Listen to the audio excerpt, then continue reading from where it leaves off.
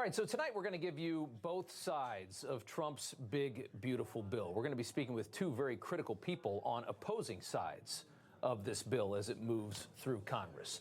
Congressman Thomas Massie is an outspoken fiscal hawk. We're going to be speaking to him, as well as with the White House's director of the Office of Management and Budget, Russell Vought, who's put so much of this together and poured everything into this. So you're going to have very strong opinions on both sides of this. The House-passed version of the big, beautiful bill is currently being worked on in the Senate right now. They're hoping to have this massive reconciliation bill on the president's desk by the 4th of July. As it stands right now, the bill continues and also expands Trump's 2017 tax cuts. So without it, the tax cuts end. It also adds no tax on tips and no tax on overtime to what was done in 2017.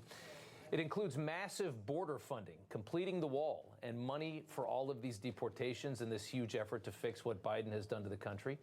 The bill will fund Trump's very aggressive agenda, which is wildly popular with his supporters and also a very broad subsection of the American public, as we learned in the last election. But the bill has its critics, as you know, including Rand Paul, who we've had on this show, Ron Johnson, we've had on the show, both in the Senate, but also Congressman Thomas Massie, who we haven't talked to about this yet, and he joins us tonight. And, sir, it's good to have you on. This is a really interesting fight. You're saying throw this bill in the trash as it stands and start over skinny. Let's just start with your perspective. Go ahead. Yeah, there are a lot of good things in this bill. We do need to deport the people who've come to this country illegally. I do support renewing the 2017 Tax Cut and Jobs Act that I voted for. But let me tell you what they're not talking about and what Russ Vought is not going to want to tell you. Number one issue, tax on tips, no tax on overtime, the tax break for seniors, that all expires in 3 years. And that's because they're using a budget gimmick where they're trying to say this thing balances 5 years from now, but it doesn't balance now, knowing that President Trump won't be in the White House 5 years from now, knowing that there'll be 2 congressional elections between now and then. And when we get 5 years from now, they're going to say, oh, no, it's a fiscal cliff. Taxes are going up. Spending from the federal government's going down. That'll cause a depression. We need to do something about it. And they'll extend all this stuff. Now, why did they only do no tax on tips, tax breaks for seniors, and no tax on overtime for 3 years? Because they know there is a deficit impact of tax cuts. Yet they're trying to ignore the deficit impact of renewing the 2017 Tax Cuts and Jobs Act. Tell us what would need to happen in the Senate. They have the bill right now. What would they need to change for you to vote for it when it comes back through the House? Well, I talked to Mike Lee and I talked to Rand Paul and I even talked to some people at one person at the White House yesterday about this. The bill could get better in the Senate. Instead of extending these Green New Deal subsidies for a while, like the House bill does, they could go cold turkey and cut those right now and save a few $100 billion more. The other thing that really needs to come out of there is this gift to sanctuary cities and blue states. Yeah. We're seeing the riots in L.A. That's a sanctuary city. The gift is called the SALT tax deduction cap increase. Yeah, it's a $300 billion plus gift to states like California, Illinois, and New York. Yeah. It says you can write off the local and state taxes from your federal tax return. That's just perpetuating the bad policies we see in California and New York. But is there a fear that, I guess the point is that if you lose a few of those blue state Republicans like Mike Lawler, that you're not going to get it passed. So, and then everybody gets a tax hike, and then we're really screwed, right? Because, if taxes jump up, look out. Yeah. Well, here's the thing. You can lose Mike Lawler, but you can gain Thomas Massie by doing these things.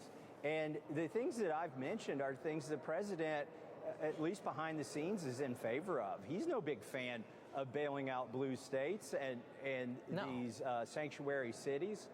And he's not a fan of the Green New Deal. These are just concessions he's made. Let me just cut you right there. Sorry to interrupt, but why is it? What excuse were you given for why they won't cut out the Green New Deal subsidies right now? I would think that would have been very popular with anybody. Well, a lot of these big companies made bets that Biden would be president. So they started making plans to build factories based on these subsidies. And they made a bad bet. But Republicans don't have the spine to tell them elections have consequences and you shouldn't have bet on Biden or Kamala Harris. Now, what they're saying is you can have a little bit of time to start building that factory and we'll still give you the subsidies. What the Senate could say is, if you haven't broken ground on that factory yet, we're not giving you the subsidies. Right. I prefer the subsidies go away completely, but they can change the date where the subsidies end. I'm a freak over the national debt. I think it's despicable that we're borrowing trillions of dollars from our kids and from the future to fund our lifestyle right now. I think it is unforgivable what we've done and what the buildings that you are in have done to this country and the size of this government. I think it is awful. So I was, of course, drawn to people like yourself and to Rand Paul. You guys make great points that sound good. Let me ask you this, though, because I talked to people at the White House as well, and they also make a lot of sense. Are you being pragmatic in demanding that this White House right now bear the entire burden of fixing what has been years of mismanagement and government expansion? Because they say that this is, they really believe, and Russ Vought is a fiscal conservative. I mean, this is a guy he's fighting the same fight you're fighting. I mean, Trump has good people that are trying to put this bill together. But their contention is this is as good as it's going to get for now. It's a negotiation. It's a reconciliation bill. We need to get 50 so that we can get this done. Are you expecting too much? No, you can't fix this overnight, but you shouldn't make the problem worse. Look, our deficit is about $2 trillion. And even under Russ Vought's most optimistic scenario, that goes up next year and the year after and in the third year. And Russ Vought's a good guy. He's a sharp guy. But he was also the OMB director when Trump produced the $2 trillion CARES Act. I understand. I'm trying to look at this pragmatically. If you don't get your way, would you be willing to let the American people have a tax hike if you don't get your way? Are you really, if it comes down to you, somehow it comes down to you, are you willing to vote for an increase in taxes? Well, here's the thing. It's already passed the House. They can do this without me.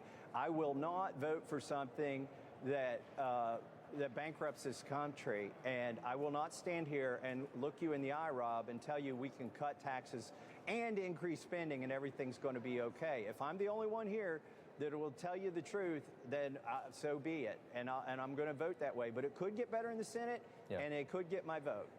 Yeah.